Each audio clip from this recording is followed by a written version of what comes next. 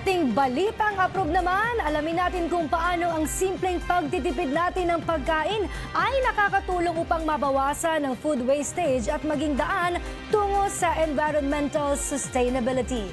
May ulat si Mary Ann Tolentino. Nitong nakaraang taon, nailathala ang isang survey ukol sa food consumption ng Department of Science and Technology, Food and Nutrition Research Institute, kung saan nasa 1,717 metric tons na pagkain ang nasasayang kada araw sa Pilipinas. Kada Pilipino raw ay may nasasayang na isang kutsara o 14 grams ng kanin bawat araw, o nasa 23 million pesos na halaga ng nasasayang na kanin kada araw ayon naman sa Worldwide Fund for Nature Philippines. Sa kabila nito, marami pa rin ang kapos at nagugutom dahil sa kakulangan ng pagkain. Kaya si Mac Florendo, founder ng Food Rescue Philippines, nakaisip ng paraan na kahit papaano ay hindi masayang ang mga sobrang pagkain. Yung food rescue, ito yung pumupunta tayo sa mga iba't ibang food establishments and we talk to these establishments kung anong ginagawa nila sa mga pagkain hindi nabenta or yung mga sobra, kung itatapon lang din naman nila. Kukolektahin natin to. Tapos ibibigay natin sa mga communities na nangangailangan.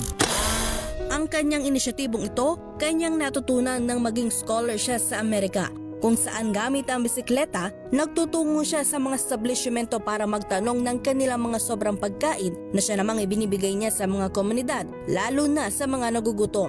Ito rin na siyang naging daan upang mahimok siyang maging miyembro ng Scholars of Sustenance o SOS Philippines, noong ito ay mag-expand sa bansa taong 2022. Hindi umano kasi nagkakaiba ang kanilang adhikain at advokasya.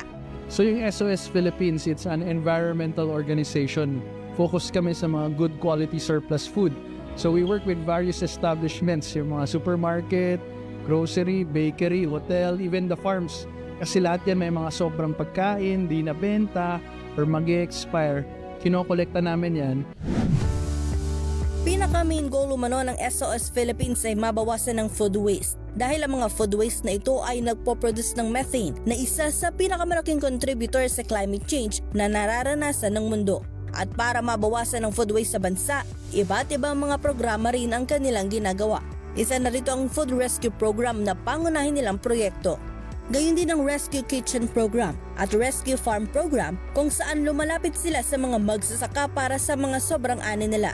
Itong Rescue Kitchen Program naman na to is a volunteer-based activity, and ang ginagawa dito is yung mga na-rescue namin na pagkain, kino-convert namin siya into nutritious meals para sa ating community partners. Kamakailan nga lamang ay naging benepisyaryo ng kanilang programa ang Quezon City Kabahagi Center for Children with Disabilities sa tulong na rin ng Concentrix na kanilang partner company ng araw na iyon. Yung mga nanay ng mga batang may kapansanan, talagang strong sila in terms of advocacy at talagang magaling silang matrain, madali silang matrain. So with that, nakita na maaari silang maging advocates nito food rescue. Ang Food Security Task Force po ay nandito po at tinitignan po natin lahat ng mga aspeto na kung saan pwede natin tignan yung mga partners natin na magkaroon po tayo ng pagkain na may babahagi po natin sa ating mga constituent dito sa Quezon City. Na para po ang ating lungsod po ay magiging food secure po. Pero ang pinaka-importante umano sa kanilang mga programa ay ang pag-monitor sa kanilang bawat hakbang.